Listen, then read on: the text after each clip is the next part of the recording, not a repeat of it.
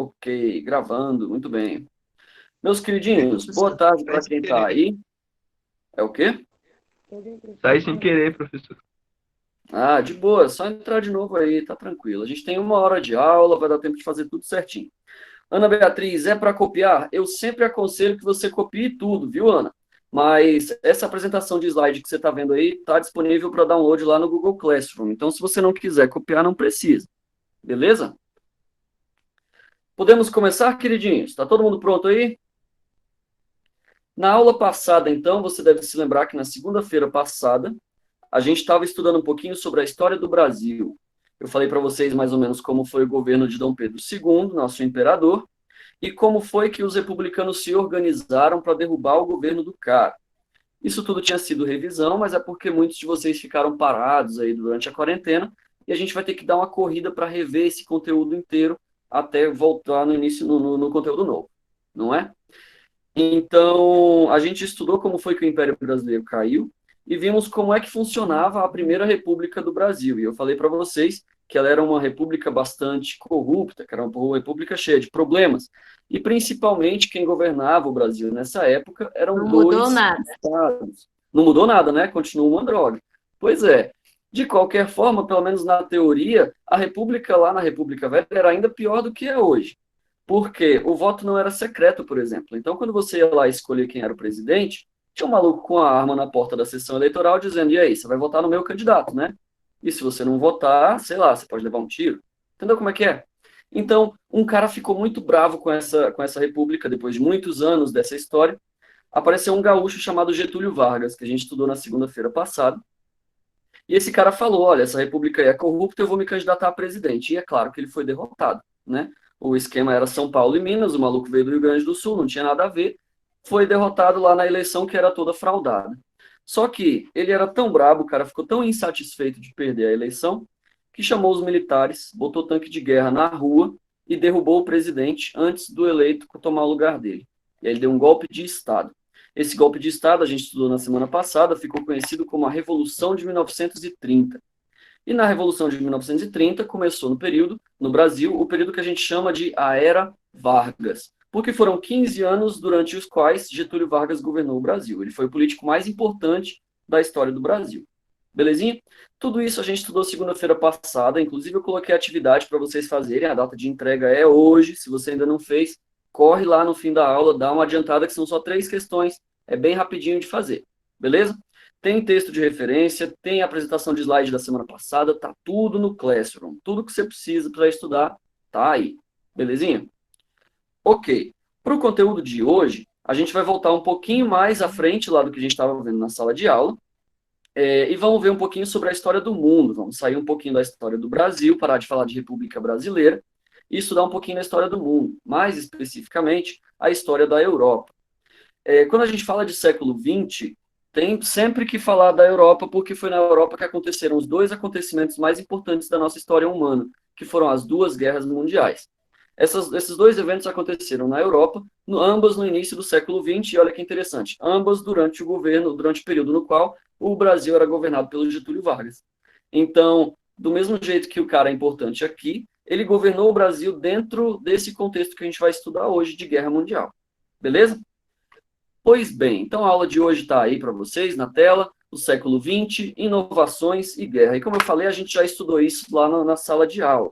A gente viu lá que a Bela Época, escrito em francês aí, não é que está escrito errado, é porque é em francês, foi uma época marcada por inovações, uma época em que se criavam muitas coisas novas. Ao mesmo tempo que a gente tinha coisas boas, que a gente viu lá em sala de aula, como o cinema, telégrafo, os carros, automóveis e tudo mais, nós tínhamos também inovações que eram potencialmente perigosas, como o tanque de guerra, as armas químicas e os aviões com metralhadoras. Então, muitas dessas invenções, elas marcaram o período com uma ambiguidade. Ao mesmo tempo em que era uma época bela, uma época de otimismo, uma época feliz, ela era uma época de medo. As pessoas estavam ficando preocupadas com o tanto de armamento que estava sendo criado e por causa das tensões políticas que aconteciam entre os países, viviam discutindo, se desentendendo e cada um criando armas maiores do que o vizinho. Então, quando vou lembrar quando cair lá na prova ou no questionário da aula de hoje, lá na atividade que eu vou colocar essa semana, sobre a Bela Época, se você se tiver uma opção lá dizendo que foi só uma época de otimismo, uma época em que tudo estava bem, vai estar errado, beleza? O correto é que é ambíguo, tinha coisas boas acontecendo ao mesmo tempo em que coisas ruins também aconteciam. Belezinha? Então, algumas dessas inovações, e você deve ter anotado no seu caderno aí lá de antes do corona, do telégrafo, do cinema, todas essas inovações, elas envolviam a eletricidade. É só lembrar de máquinas elétricas e você vai entender o que tinha surgido de novo no mundo nessa ocasião. Por que coisa como o telégrafo é importante? Ué, antes do telégrafo existir, o telégrafo é o vô do telefone, beleza? E aí, Wanderson, beleza? Pega o caderno aí e já fica atento anotando tudo que eu estou falando de importante, beleza? Continuando. Por que o telégrafo é uma invenção importante? Antes de inventar essa parada, as pessoas se comunicavam por carta. Fabiane, cheguei agora, desculpa a demora. Tá tranquilo, Fabiane, de boinha. O conteúdo está tudo online e amanhã tem plantão de dúvidas se ficar alguma coisa que você perdeu aí hoje, beleza? Então, o mundo mudava acelerado. Para você falar com a sua tia que morava lá na outra cidade, você ia mandar uma carta que ia levar meses para chegar. Depois do telégrafo, você conversaria com ela em tempo real. Você mandou a carta aqui e alguns segundos depois esse telegrama já chegou lá na outra cidade, porque era transmitido por eletricidade. Beleza? Então o mundo estava ficando mais moderno. E a gente sabe que coisas elétricas, vocês têm um aparelho elétrico aí na mão, celular, o computador, essas coisas elas tornam o mundo moderno muito mais rápido. A modernização, ela corre. E aí, professor, beleza, Wesley? Tudo bom? Pois bem, as coisas boas que foram criadas nessa época, na Belle Époque, se envolvem principalmente com aspectos sociais e artísticos. O que estava acontecendo de bom no mundo? Ora, você está vendo aí a imagem, né, que eu estou colocando na apresentação, da Semana de Arte Moderna. Foi um evento que aconteceu no Brasil em 1922, em que o modo com que se fazia música, com que se fazia pinturas, com que se fazia Davidson, é para copiar? Não, não precisa copiar se não quiser. Eu acho importante para você lembrar da matéria melhor, mas se não quiser copiar, o conteúdo está disponível no Classroom para você baixar. Beleza? Tem um PDFzinho lá com tudo isso daí, inclusive as imagens. Beleza. Então, nessa Semana de Arte Moderna, as coisas estavam sendo modernizadas, vamos dizer assim, elas estavam sendo criadas de uma forma nova de se fazer arte, de se fazer música. Então, antes da Semana de Arte Moderna no Brasil, a nossa música típica era música europeia, música clássica, Vivaldi, Beethoven. Depois da Semana de Arte Moderna, a gente inventou o chorinho, o samba. Então, eram coisas que eram novas e que eram puramente brasileiras. Tá entendendo? Então, foi um tempo em que a gente começou a adquirir a nossa identidade aqui no Brasil. E claro que isso também estava acontecendo no mundo todo. Então, essa identidade, essa coisa de se criar, de criar uma cara nova para o seu país, estava acontecendo também na França, na Inglaterra, na Alemanha.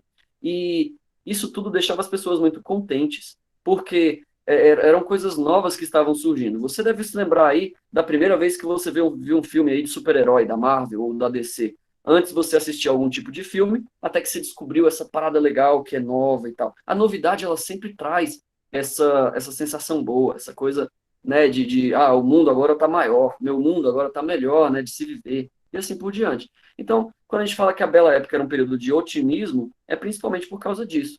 No caso das mulheres, a gente pode falar aí sobre o voto feminino, a primeira onda de feministas, as revoluções da moda que surgiram. Teve uma mulher lá na França, se eu não me engano, chamada Coco Chanel. Ela começou a criar perfumes e roupas, e era estranho porque ela não trabalhava junto com o marido dela, ela era independente. A mulher criou a própria empresa, começou a trabalhar sozinha, e aí foi basicamente a primeira mulher independente, né, dessa história aí de moda, dessas coisas. Tudo começou nessa mulher durante essa época, a Bela Época. Então, foi uma época de muito otimismo, muita inovação, muita coisa boa. Só que aquelas invenções que eu falei lá que eram potencialmente perigosas, tipo a arma química, o tanque de guerra, estava fazendo esses países ficarem cada vez mais desconfiados de si mesmos, uns dos outros. E na política tinha uma novidade que ela era um pouco perigosa, que é uma ideia chamada nacionalismo. Hoje em dia o nacionalismo é bastante comum, se a gente vê lá na Copa do Mundo e torce pelo Brasil aquela paixão que dá na gente, isso é uma espécie de nacionalismo. Só que em uma época em que os governos estavam em atrito entre si, o nacionalismo só piorava esse atrito. Basicamente, as pessoas pensavam, eu sou brasileiro, eu sou muito melhor do que esse argentino aí, esses caras aí nem falam direito, ficam falando essa bosta de espanhol aí, nossa língua é melhor, nosso povo é melhor, nossa cultura é superior. E na Europa isso estava atingindo alturas imensas. Os alemães diziam Quem não é alemão é inferior, nem é ser humano, nem é gente. E os italianos diziam, mas nós italianos descendemos de Roma, do Império Romano, a gente é que é fodalhão, a gente é que é muito bom. E aí chegava lá os sérvios e dizia, vem cá, ou a galera lá dos Balcãs, eu vou colocar um mapa de onde ficavam os Balcãs daqui a pouquinho, e dizia, vem cá, a gente quer a independência de vocês. Por que vocês estão escravizando a gente? Porque você deve se lembrar aí, está aí escrito no seu caderno, que no início do século XX ainda existiam colônias. Existiam países que pertenciam a outros países. Por exemplo, se você visitasse a África, lá no Congo, um país no interior da África, a língua que se fala no Congo, se eu não me engano, é o francês. Pô, mas por que que na África se fala francês? Porque a França era dona daquele território, ele era uma colônia, tá entendendo? E essas colônias começaram a falar, não, a gente não é nacionalismo, nosso povo, nossa cultura, então a gente quer independência, a gente não quer ficar pendurado aí no teu império. Entendeu como é que é? Só se quiser, Marina, é para copiar só se quiser. É isso mesmo, Marina. Eu aconselho copiar tudo, tem que escrever tudo para o seu cérebro guardar melhor.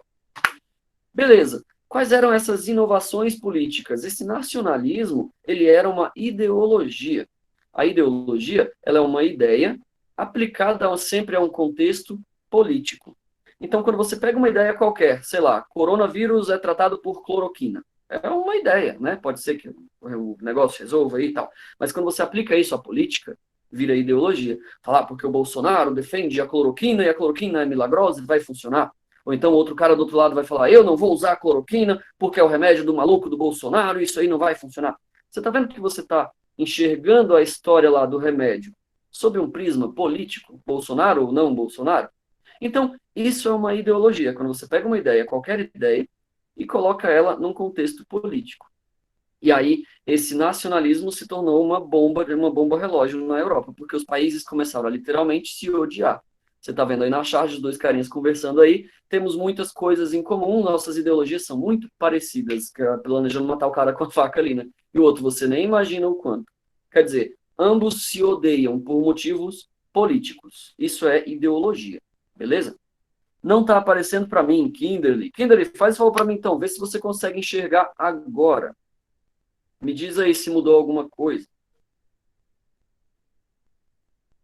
É que esse Google Meet às vezes dá uns bugs. Não, ainda não. Bom, se você clicar aí nas pessoas do ladinho, você vai ver que tem duas pessoas aí com o nome Afonso Alves Ribeiro, que sou eu. Uma delas tem a minha cara aqui, a filmagem, e a outra tem uma apresentação. Se você clicar em cima do meu nome, em que tem uma paradinha marrom aí, deve aparecer grande na sua tela. Vê se isso resolve. Beleza? Qualquer coisa você me avisa aí se não estiver enxergando. Também você pode baixar o conteúdo lá do Google Classroom e ir acompanhando na sua máquina localmente, se não der para ver a minha apresentação. Beleza? Tá aparecendo mais, é só a sua foto. Beleza, tenta ver onde tem o meu outro nome aí, clica no marrom para ver se você consegue ver a apresentação. Se não conseguir, baixa o PDF lá e acompanha pelo PDF, que também vai funcionar. Beleza? Então, ideologia, conseguiu? Beleza, muito bom. Ideologia é essa ideia aplicada em um contexto sempre político, ok? Muito bem. Então, dentro dessa ideia de nacionalismo e tudo mais, começaram a surgir na Europa, quer dizer, já existiam na Europa, mas começaram a entrar em conflito os grandes impérios. Ora, um império, está escrito aí na apresentação de vocês, é um grande território, geralmente conquistado por meio de guerra. Na revisão da segunda-feira passada, a gente estudou que o Brasil era um império, não é isso? A gente tinha o Dom Pedro II, que era o nosso imperador, mas se eu escrever aí que é conquistado por meio de guerra, qual foi a guerra que formou o Brasil? Ora, houve uma guerra de independência no Brasil, onde nós entramos em conflito contra os portugueses até nos tornarmos um império independente. Não foi tão grande como uma guerra mundial, mas nós tivemos a nossa guerra de independência. E além disso, tivemos guerras que aumentaram os nossos territórios, como a guerra contra o Paraná, desculpa, a guerra contra o Paraguai, a guerra do Paraguai, em que o Paraguai tentou invadir o Mato Grosso e tudo mais, e aí a gente ganhou um pouco de território lá, onde hoje mais ou menos, onde hoje fica o estado de Rondônia, ali acho que é Rondônia que chama. No norte do Brasil, nós tivemos expansões como a aquisição do Acre, e todas essas expansões, quando o Brasil foi crescendo, isso é uma característica de todos os impérios. Você pode escrever aí no seu caderno, se você estiver escrevendo, que impérios crescem. Todo império cresce. para os mais nerds de vocês aí que assistem Star Wars, tinha um império lá do Darth Vader, do cara do mauzão lá, e ele estava sempre querendo planetas novos para acrescentar no império. O império, ele sempre vai crescer. Beleza? E aí, os três maiores impérios na Europa no início do século XX eram esses três que eu listei aí: a Áustria-Hungria, o Império Alemão e o Império Russo. No mapinha da Europa aí que está aparecendo para vocês, vocês vão ver mais ou menos a localização de cada um deles, e esses impérios eles eram inimigos entre si. O Império Alemão não se dava muito bem com o Império Russo, a França não se dava bem com a Áustria-Hungria, e só tinha a Suíça entre elas ali, para separando. Tá entendendo como é que é? Então, a tensão entre esses impérios, entre esses países, essas nações, ela era imensa. Essa galera começou a se odiar por causa das suas diferenças. E, ao mesmo tempo, todos eles queriam crescer, conquistar mais terra. Beleza? O resultado, é claro, ora, lá nos Balcãs, que é essa regiãozinha aí do mapinha que está circulada, no sul da Europa, ali perto da região da Grécia, tinha uma região onde tem alguns países conhecidos pela sua cultura violenta, vamos dizer assim. São países como a Sérvia, Montenegro, países como a Romênia. Esses países eles têm uma cultura de guerra porque lá no passado, na Idade Média, eles foram invadidos por vários outros reinos, eles foram invadidos pelos hunos, pelos alemães. Então, esses países eles têm uma história de guerra muito presente, muito violenta no passado deles. E aí os sérvios diziam: nós não queremos pertencer a nenhum desses impérios, a gente não quer fazer parte da Áustria-Hungria, nem da Alemanha, a gente quer ser a Sérvia. Esse nacionalismo criou uma identidade da Sérvia, ou também, assim como criou da Hungria, da Inglaterra. Cada país tinha a sua identidade, e os sérvios diziam: nós não queremos pertencer a outro país, a gente não quer mais ser colônia, queremos a nossa independência. Pois bem, e aí, no meio dessa tensão da Sérvia fazendo confusão lá e criando atos terroristas e aquela coisa toda, procurando por meio da violência conquistar a independência, o príncipe herdeiro do Império Austro-Húngaro, um cara chamado Francisco Ferdinando, igual está escrito aí, ele foi visitar a Sérvia para tentar acalmar os ânimos da galera. Falar: olha, relaxem vocês aí, vocês são colônia nossa, mas é legal fazer parte do Império Austro-Húngaro, a gente vai cuidar bem de vocês, não sei o quê. E como é que os sérvios responderam à visita do príncipe? Desse jeito aí, deram um tiro no cara. O príncipe herdeiro foi assassinado por um líder sérvio. O cara da Sérvia falou: não, a gente quer a independência a todo custo, você é membro da coroa, então você vai morrer, você não devia estar aqui, volta para o teu país. E aí deu um tiro no cara. Bom, o Império Austro-Húngaro, então, perdeu o príncipe herdeiro. O príncipe herdeiro foi assassinado. E, claro, num ambiente de tensões, isso não ia ficar por isso mesmo. Né? Os caras não iam perdoar um assassinato de um príncipe herdeiro desse jeito, deixar a parada acontecer assim. Então, assim que o Sérvio lá assassinou Francisco Ferdinando, a Áustria-Hungria, que era da onde esse príncipe vinha, declarou guerra à Sérvia. Falou: se vocês não querem ser nossa colônia, então a gente vai destruir vocês. A gente vai mandar aí soldado, tanque de guerra, todas as armas novas que a gente está criando, e a gente vai acabar, a gente vai arrasar com a Sérvia. Beleza? Só que o mundo nessa época ele vivia uma política de alianças. Os países eles iam fazendo amigos. A Sérvia tinha amizade com a Inglaterra e falava: Inglaterra, eu te vendo umas paradas aqui, eu compro uns negócios de você ali, e se alguém me agredir, você ajuda eu a me defender. Beleza? E aí a Áustria-Hungria falava: ô Alemanha, a gente está aqui próximo, a gente é vizinho e tal, eu te vendo aço, você me vende trilho de trem que eu estou precisando, a gente faz um acordo aí, e se alguém bater na Áustria-Hungria, você da Alemanha aí me ajuda, a gente luta junto. E todos os países da Europa começaram a fazer essas alianças. Quando o príncipe Francisco Ferdinando foi assassinado, a coisa começou a virar uma bola de neve. Por quê? A Áustria-Hungria declarou guerra à Sérvia. Só que a Sérvia era aliada da Inglaterra. E a Inglaterra falou: não, a gente vai ajudar a Sérvia. Aí a Alemanha falou para a Inglaterra: Inglaterra, você vai bater na Áustria-Hungria? Então eu vou bater em você. Eu sou alemão, eu vou bater no inglês agora, então. E aí a Rússia falou: opa, ninguém bate em inglês não, porque inglês é amigo meu. Se você, alemão, vai entrar aí batendo na Inglaterra porque vai defender a Áustria-Hungria, então eu, Rússia, vou entrar também para defender a Inglaterra.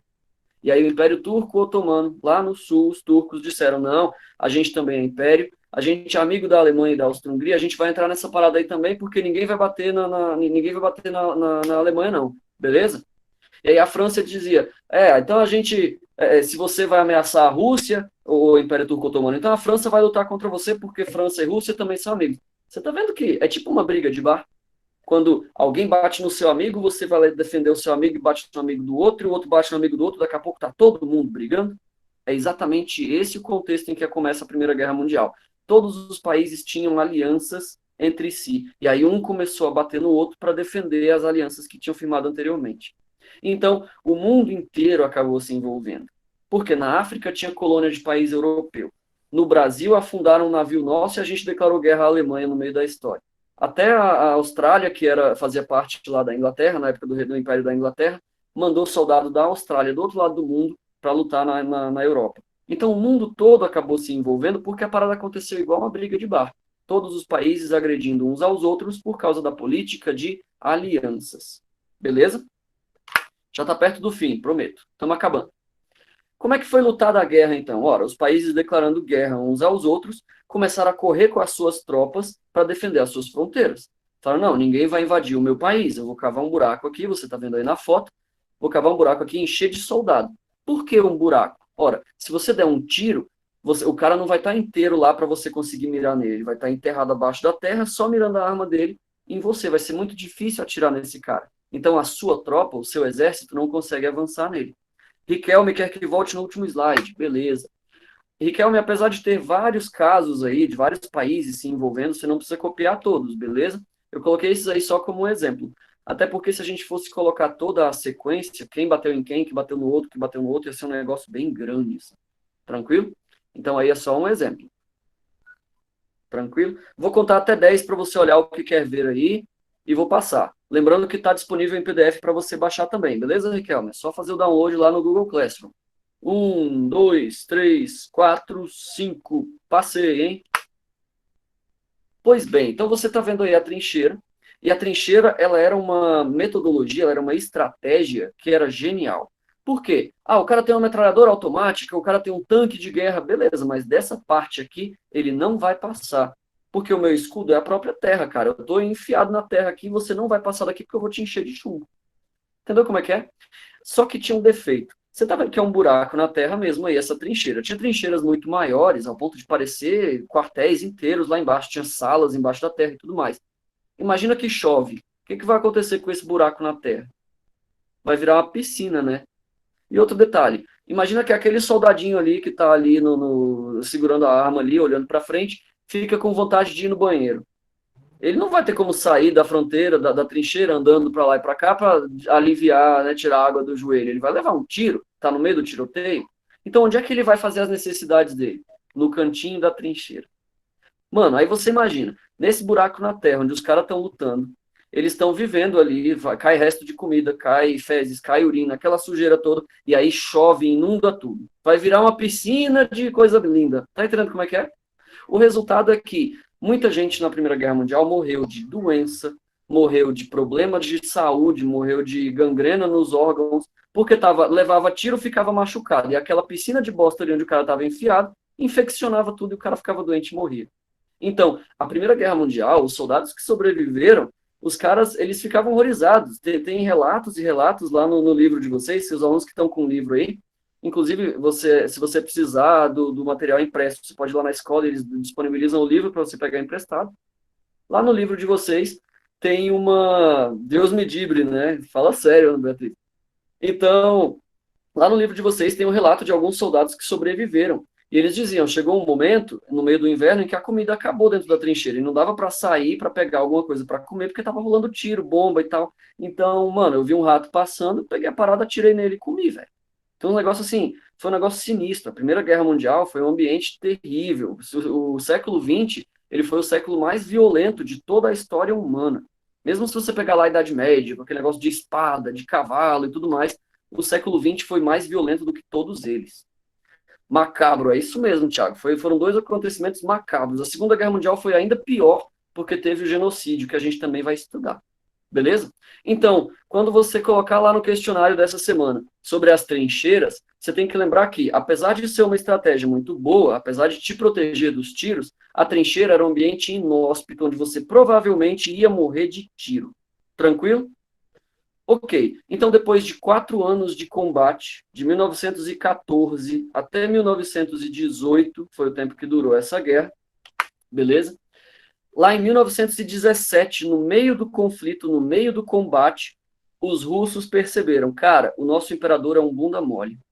O imperador Nicolau II, ele mantinha o império atrasado. O império da Rússia, ele era um império ainda meio feudal, meio medieval, a coisa quase não tinha industrialização, o país estava meio para trás na história. E aí os russos se organizaram, eles leram um livro. Sabe que quando uma pessoa lê um livro, o mundo pode mudar, né? É por isso que a gente distribui livro para vocês. Teve um russo chamado Vladimir Lenin. Ele leu um livro chamado O Manifesto Comunista, de um escritor chamado Karl Marx. E aí ele ficou doidão com essas ideias aí. Ele falou, cara, a gente pode usar o que está escrito nesse livro aqui para derrubar o imperador.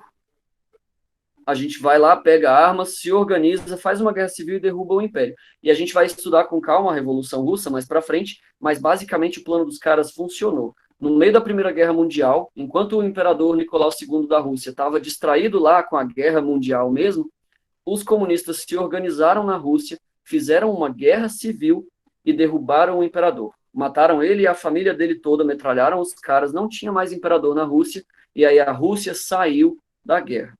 Falaram, olha, agora a Rússia não vai mais participar da Primeira Guerra Mundial, porque nós temos um novo governo, o governo comunista. Foi o primeiro governo comunista da história do mundo, foi a Rússia comunista, beleza? Liderada pelo Vladimir Lenin. Então, no meio da Primeira Guerra Mundial, a Rússia saiu. Questãozinha da prova aí. Por que a Rússia saiu no meio da Primeira Guerra Mundial? Você vai responder lá. Por causa da Revolução de 17. Ou por causa da Revolução Comunista. O que você achar mais fácil de lembrar, beleza? Então, os russos estavam derrubando o imperador e por isso tiveram que sair da Primeira Guerra Mundial. Beleza, a Rússia saindo, os outros impérios começaram a perceber, cara, a gente podia se acalmar aqui, ó, morreram 500 mil pessoas, 700 mil pessoas, já morreram mais de 1 milhão de pessoas, não para de morrer gente, é melhor a gente parar com essa bosta aqui, vamos fazer uns tratados de paz, porque essa parada aí não vai para lugar nenhum, a gente fica aqui preso na trincheira, ninguém avança, ninguém ganha, 4 anos trocando tiro e ninguém estava perto de ganhar a Primeira Guerra Mundial. Se você perguntasse para alguém, em 1917, quem é que está ganhando? O cara ia falar, mano, assim, os alemães têm arma melhor, mas os franceses têm mais soldado. Só que a Inglaterra tem como é que é, meu Deus do céu? Tem mais colônias da onde trazer mais soldado, então o exército da Inglaterra é meio infinito. Então, assim, estava meio que num empate. A Primeira Guerra Mundial, ela ficava presa num empate. E aí, depois de 4 anos, quando os países começaram a acalmar, começaram a fazer tratados de paz e a guerra começou a acabar, aconteceu uma pandemia, igual está acontecendo agora. Só que era a pandemia do H1N1, o vírus que na época era conhecido como a gripe espanhola.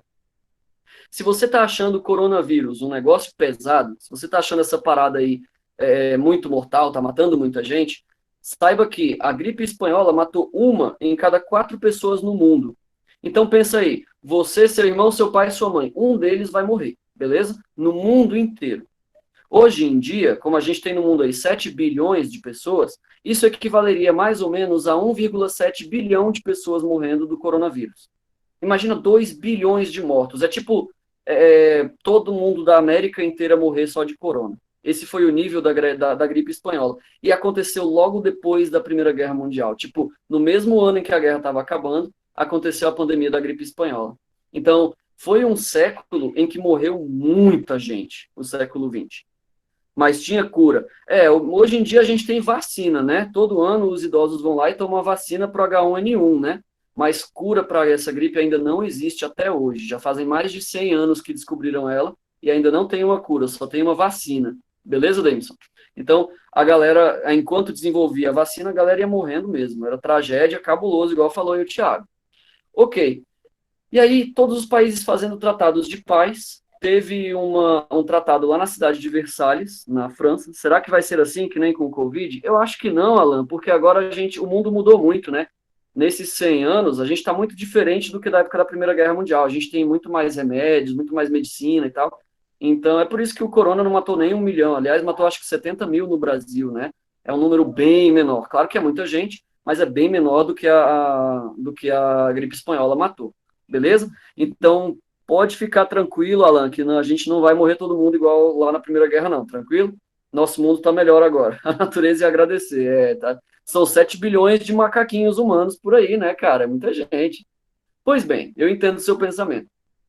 Pois bem, então depois de 4 anos de conflito, tratados de paz, a pandemia matando a galera geral e tal, todo mundo olhou para a Alemanha e falou: Ô Alemanha, a culpa da Primeira Guerra é tua. Cara, se você estava prestando atenção na minha aula, você viu que quem matou o príncipe lá era um sérvio, né? A culpa, na verdade, foi da Sérvia. Só que ninguém gostava da Alemanha, mano. A Alemanha usava arma química. A Alemanha tinha arma pra caramba. Os soldados dos bichos eram super treinados. E aí todo mundo tinha medo da Alemanha. Falava, cara, a gente tem que derrubar a Alemanha. A gente vai precisar destruir os caras para não correr o risco deles dominarem o mundo. Então vamos culpar eles pela guerra. Vamos falar, é tudo culpa da Alemanha. E aí o mundo inteiro bate na Alemanha como sendo a culpada. Tá entendendo? Para que a gente elimine esse risco aí no futuro. Será que os alemães vão gostar dessa história? Mano, claro que não. Os alemães eles se sentiram injustiçados porque os caras não começaram a parada, eles só entraram para defender lá a Áustria-Hungria, né, por causa da política de aliança, e o mundo inteiro considerou eles culpados. Os bichos foram punidos, tiveram que dar um monte de coisa. O Arthur colocou aí, o Hitler não gostou. Pois é, eu coloquei aí o último slide, fim. Ou será mesmo? Porque tinha um alemão, cara, tem a cara dele aí. Oi, tá, vou voltar, Marina, desculpe. Voltando. Tinha um alemão, cara, que ele era um soldado, ele lutou lá na trincheira, trocou tiro, levou um tiro no ombro, e aí teve que ir para o hospital, o tiro que ele levou inflamou, infeccionou, o bicho passou um monte de problema, quase morreu, e ele ficou muito puto, porque ele foi para a guerra, ele lutou, ele defendeu a Alemanha, e no fim, quando a guerra acabou, ele observou o mundo inteiro se virando contra o país dele. E aí ele falou, isso é tudo culpa dos judeus. Os Estados Unidos lá é cheio de judeu que manda na parada. Os bancos da Europa são todos de judeus. Os judeus jogaram o mundo contra a Alemanha. Foi isso que o Hitler entendeu. E ele era um soldado na Primeira Guerra. Então, no fim das contas, nosso último slide aí está dizendo fim da Primeira Guerra. Ou será mesmo? Porque, no fim, a Segunda Guerra Mundial aconteceu logo depois e tem muita gente que estuda história que diz o seguinte, na verdade, teve só uma guerra mundial dividida em 2 capítulos. Tá entendendo? Porque a Alemanha queria se vingar, ela queria vingança do mundo a todo custo, porque foram injustos com eles, tinham que se virar contra a Sérvia e não contra a Alemanha. Tá entendendo como é que é? E aí, então, o Hitler aí é o nosso último slide, já te dando uma prévia do que a gente vai estudar nas próximas aulas. Quase que conseguiram, pois é, o Hitler era um demônio. Sim, Hitler era um monstro. Pois bem, queridos, eu queria perguntar para vocês têm alguma dúvida? A gente passou bem rápido porque eu já passei videoaula. Quem estava na minha sala pessoal do Google Classroom lá em abril, eu já tinha gravado uma videoaula sobre esse tema. Então a pessoa deve até estar achando estranho. Pô, eu já estudei isso e tal. É porque o governo mandou a gente revisar, beleza? Mas eu passei rapidinho a aula de hoje, a gente ficou aí só uns 40 minutos falando, foi rapidinho. Explica o primeiro slide de novo. Cheguei atrasado. Beleza, vamos voltar lá para o primeiro slide. Deixa eu ver se eu acho ele aqui. O primeiro slide, aqui está. O primeiro slide, Alan, ele fala sobre a Bela Época, que foi o período logo antes da Primeira Guerra Mundial, beleza? Que eu falei assim, todo mundo estava muito otimista, porque o mundo estava mudando para melhor. Vai se fuder, Alan. Não se preocupem que eu não vou explicar tudo de novo, tá? Só vou explicar esse slide. Ok. Todo mundo estava tranquilão no mundo, estava feliz, porque o mundo estava mudando rápido, estava melhorando e tudo mais. Estava surgindo coisas elétricas que tornavam a vida mais fácil. Imagina, por exemplo, a sua vida e a vida da sua mãe sem um tanquinho de lavar roupa. Sabe como é que é? Esfregar a roupa inteira lá como é que é o nome daquele negócio, meu Deus? Esqueci. No tanque, né? Esfregar a roupa no tanque na mão e tal, aquela parada. Então, quando surgem inovações elétricas, tipo máquina de lavar, o mundo para muito melhor, cara. Tem como postar essa aula gravada no Google Sala de Aula? Tem sim, assim eu recebo a gravação e eu vou postar lá então, Fabiane, para você receber tudo de novo. E também assiste a minha videoaula que também já está lá no YouTube, beleza? Tem o link aí no conteúdo de hoje. Tranquilo? Graças a Deus. Beleza. Então, Alan, você que pediu para eu explicar de novo, quando cair lá na prova ou no questionário, essa palavra em francês aí, a belle época, Você tem que lembrar disso. Eram coisas boas sendo inventadas, ao mesmo tempo em que coisas perigosas estavam sendo inventadas, tipo tanque de guerra, metralhadora, avião militar. Isso estava sendo inventado ao mesmo tempo que a máquina de lavar. Sacou?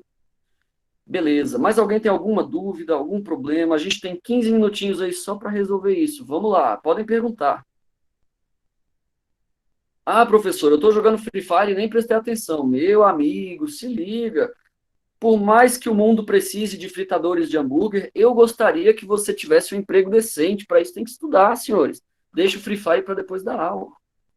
Tô de boa, a Emissão tá de boa, tranquilo.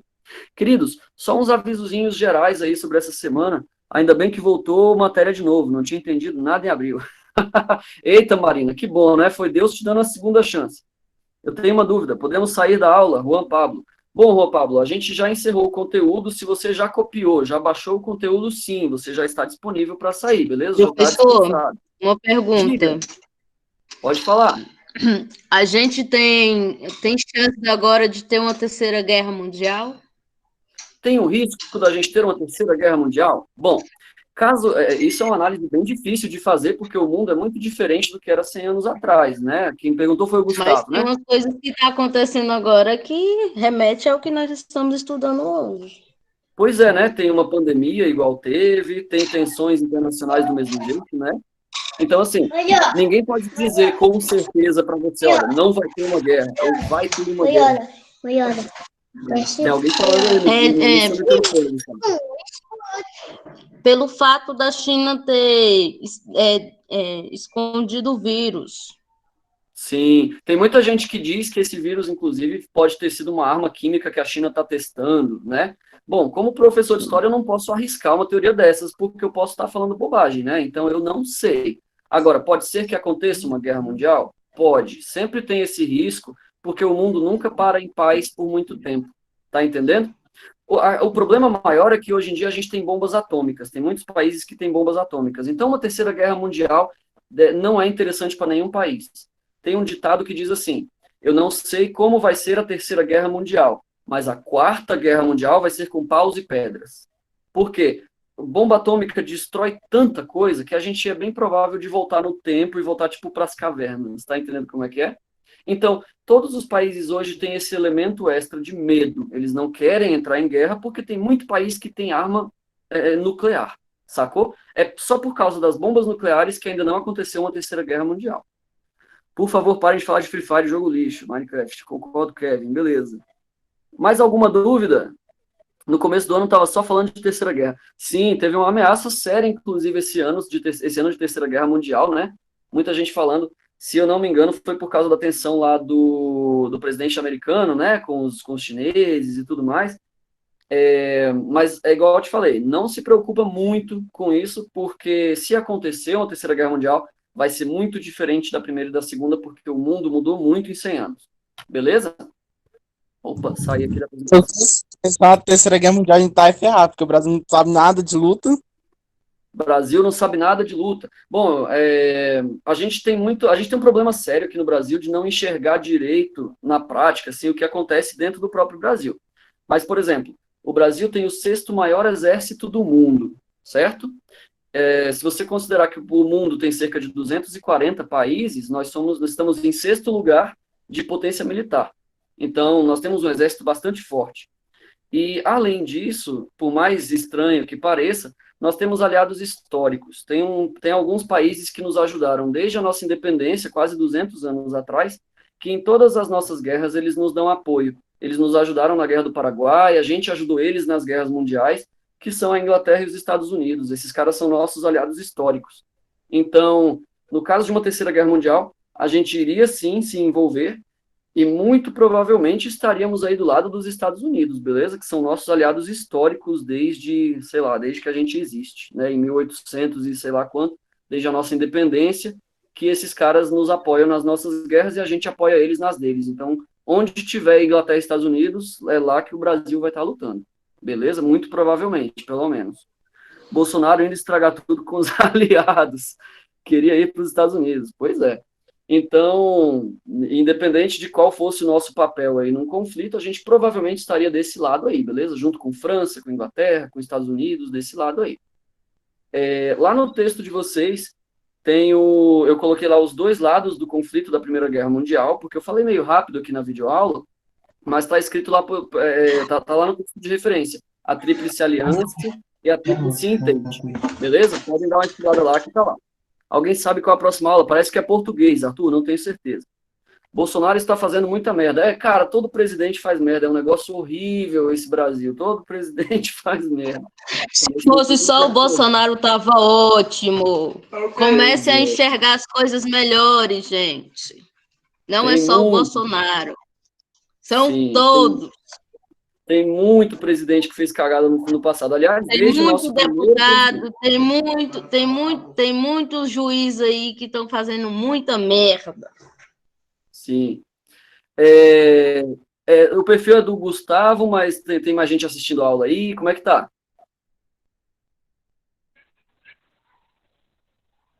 É que eu ouvi a voz, parece de algum parente do Gustavo aí. Seja bem-vindo, a aula tá aberta aí. É a mamãe. Tudo bem? Tá. É minha mãe aqui, pai. Hã? Minha mãe aqui é curiosa, querendo voltar para a escola. Não, professor, é que eu gosto de assistir aulas.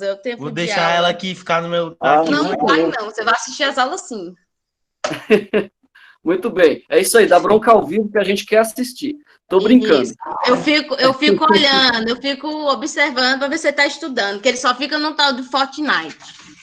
Muito bem. Jogando com o Cauã e com o Eduardo.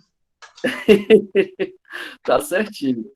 Então, queridos, são 4h20, a gente ainda tem 10 minutos. Quem tiver mais pergunta aí, pode fazer, a gente está disponível. Se quiser que volte em algum slide para você copiar aí, se quiser dar uma lidinha no texto de referência, pode perguntar alguma coisa.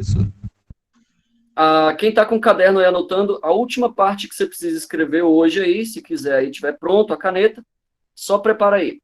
Os dois lados da Primeira Guerra Mundial. Pode escrever aí, que eu não coloquei isso no slide, está só no texto de referência. E como eu sei que tem gente que não vai nem abrir o texto, escreve aí no caderninho só para lembrar, beleza? Os dois lados da Primeira Guerra Mundial. Quando eu puder falar, vocês avisam. Os dois lados da Primeira Guerra Mundial.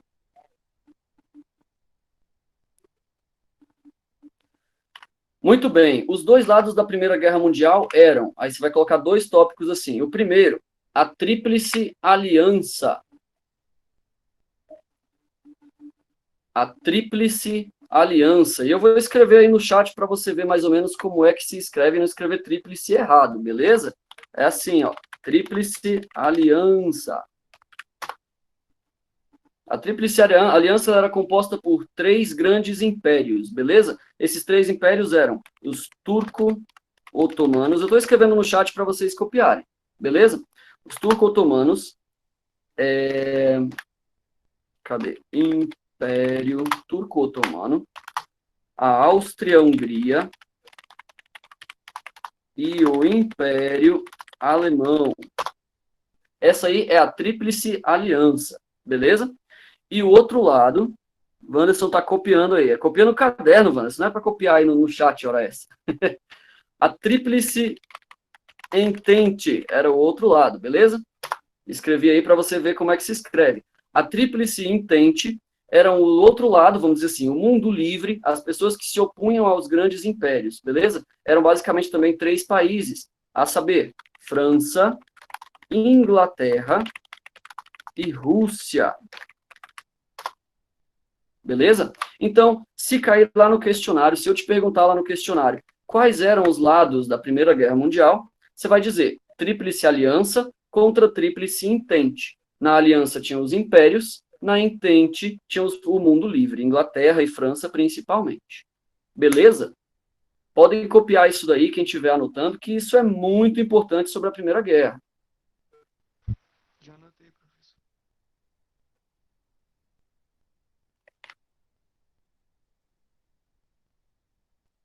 Vocês precisam que eu volte em algum outro slide? Tá tudo certinho? Mais alguma dúvida? Professor, como é que vai ser a chamada? Tá tudo certo. Beleza, Ana Beatriz. Bom, nosso conteúdo se encerra por aqui. Só os últimos avisos do dia, então. Fiquem atentos ao Google Classroom, que o conteúdo está todo disponível lá por escrito, tem videoaula minha gravada, tem apresentação de slide, tem bastante coisa para você estudar lá, beleza? Beleza, professor. Eu vou colocar mais tarde o questionário dessa semana, vou colocar lá a atividade para vocês responderem direitinho, tranquilo? Vai ter 3 questõezinhas rápidas, igual eu tenho seguido o padrão para você ir pegando o jeito aí, 3 questõezinhas por semana a princípio, beleza? Vou elaborar daqui a pouquinho, já no fim do dia vai estar lá disponível, você vai ter aí uns 10 dias para responder, tranquilo? A atividade dessa semana. Professor, e a chamada? Eu não coloquei a chamada lá na sala, né? Bom, aqui pela gravação eu vou pegar a chamada, mas eu também vou disponibilizar para você responder presente. Aliás, deixa eu já criar logo aqui, antes que eu me esqueça. Bem lembrado, Bianca, muito obrigado por me lembrar. Deixa eu criar logo aqui. Pergunta. Ei, professor, você acha que as aulas voltam esse ano? Quem volta esse ano? As aulas?